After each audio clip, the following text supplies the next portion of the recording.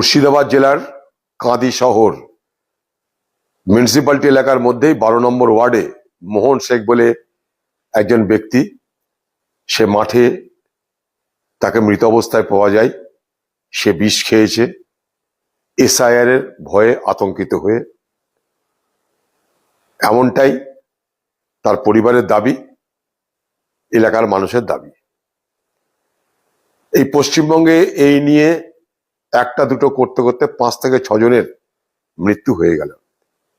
দেখুন, ভারতবর্ষে বিহারেও এসআইআর হয়েছে, কিন্তু সেখানে এরকম এসআইআর ভয়ে আত্মহত্যার এই ধরনের মর্মন্তুদ ঘটনা ঘটেনি। ভারতবর্ষে আরো 11-12টা রাজ্যে এসআইআর হবে।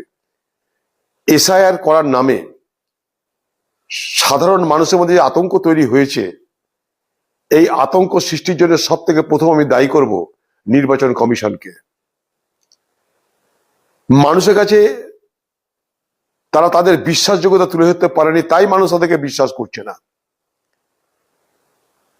ভারতবর্ষের কংগ্রেস পার্টি রাহুল গান্ধীর নেতৃত্বে সড়ক থেকে সদন, রাস্তা থেকে পার্লামেন্ট, কোর্ট, আন্দোলন, পথে নেমে প্রতিবাদ, অধিকার যাত্রা বিহারে, সারা দেশ জুড়ে এক সচেতনতার বাতাবরণ তৈরি করেছে।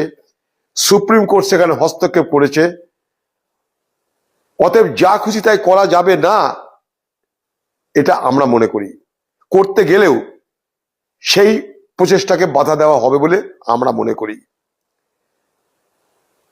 কিন্তু পশ্চিমবঙ্গে যেটা হচ্ছে সেটা কি, ভোটের আগে এই এসআইআর কে রাজনৈতিক এবং নির্বাচনী হাতিয়ারে রূপান্তরিত করে একদিকে টিএমসি আরেকদিকে বিজেপির মধ্যে যে মল্লযুদ্ধ শুরু হয়েছে, তার পরিণামে মানুষের মধ্যে আতঙ্ক তৈরি হচ্ছে।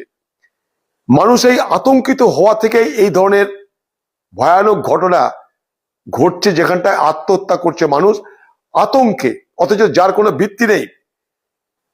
একটা মানুষের এই পশ্চিমবঙ্গে বৈধ ভোটারের যারা অধিকার, একটা বৈধ ভোটার কেউ কাটতে পারবে না।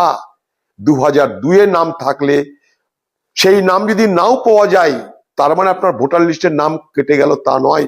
আমরা আছি, আমরা মরে যাইনি। এই টিএমসি আর বিজেপির এই যে বিভ্রান্তি তৈরি করার যে রাজনীতি, সেই রাজনীতি থেকে বেরিয়ে আসুন আপনারা। আজকে অদৃষ্টের পরিহাস দেখুন, এই ভারতবর্ষের পার্লামেন্টের প্রথম মমতা ব্যানার্জি, তিনি অনুপ্রবেশকারী পশ্চিমবঙ্গে ঢুকছে, ভোটার লিস্টে তাদের নাম কেটে দিতে হবে, তার জন্য আন্দোলন করেছিলেন। তার আগে দিল্লিওয়ালারা জানতো না অনুপ্রবেশকারী, ভোটার লিস্ট, 2 নম্বরই ভোটার, এগুলো জানতো না। আজ অদৃষ্টের পরিহাস সেই মমতা ব্যানার্জিকে বাংলায় তাঁর দলের ভোট ব্যাংকে ধরে রাখার জন্য আজকে রাস্তা নেমে মিছিল করতে হচ্ছে। সেদিন আপনি ভুল করেছিলেন, এ কথা দয়া করে বলুন একবার।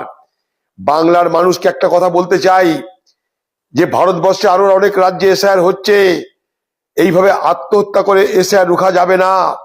আমরা আন্দোলন করছি, মানুষের মধ্যে সচেতনতা বাড়ানোর চেষ্টা করছি এবং মানুষের পাশে দাঁড়িয়ে বলতে চাইছি, একজনও বৈধ ভোটারের নাম কাটা যাবে না, যাবে না, যাবে না। প্রদেশ কংগ্রেস অফিসে তার জন্য হেল্পলাইন খুলে দেওয়া হয়েছে।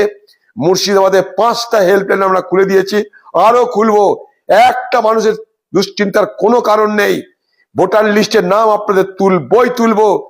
কোথাও ভোটার তালিকায় গন্ডগোল থাকতে পারে, নাম আজ আছে কাল না থাকতে, আজ নেই মানে সেই নাম কাল উঠবে না, এমন কোনো গ্যারান্টি নেই। 2002 সালের যে ভোটার লিস্ট, তার উপর আর কোনো কথা হবে না, এমন কোনো কথা নেই। কিন্তু তখন তো মাত্র 32% নাম ম্যাচ হয়েছে, তার মানে বাকি লোককে ভোট দিতে পারবে না? নিশ্চয়ই পারবে, অবশ্যই পারবে। বিএলওদের সঙ্গে আলোচনা করুন। বিএলএ যারা আমাদের পার্টির লোকরা যাচ্ছে আপনাদের বাড়িতে, তাদের সঙ্গে কথা বলুন। কোথাও যদি সুযোগ না পান, হেল্পলাইন খোলা আছে, সেই হেল্পলাইনে যোগাযোগ করুন। কাউকে না পেলে আপনারা আমার সঙ্গে যোগাযোগ করবেন। একজনও বৈধ ভোটারের নাম কাটতে দেব না। এ বাংলায় মল্লযুদ্ধের নামে নির্বাচনী মল্লযুদ্ধ শুরু হয়েছে টিএমসি আর বিজেপির মধ্যে। মানুষকে ভীত করো, সন্তুষ্ট করো, ভোট আদায় করো। এই চক্করে বাংলার মানুষ আপনারা পড়বেন না। লক্ষ্য করে দেখুন, আজকে সচেতনতা বাড়ানোর জন্য কিন্তু কেউ ময়দানে নেই। আজকে পশ্চিমবঙ্গের সরকার তারা মিছিল করে প্রতিবাদ নিশ্চয় করতে পারে, কিন্তু মানুষকে সচেতন করো। তোমার সরকার যদি ভোটার লিস্টে এদিক ওদিক হয়, তোমার সরকারের দৌলতেই হবে। যেখানে যেখানে ভোটার লিস্টে এদিক ওদিক হয়েছে, বিহারে সেখানকার সরকার মদত করেছে, তাই হয়েছে।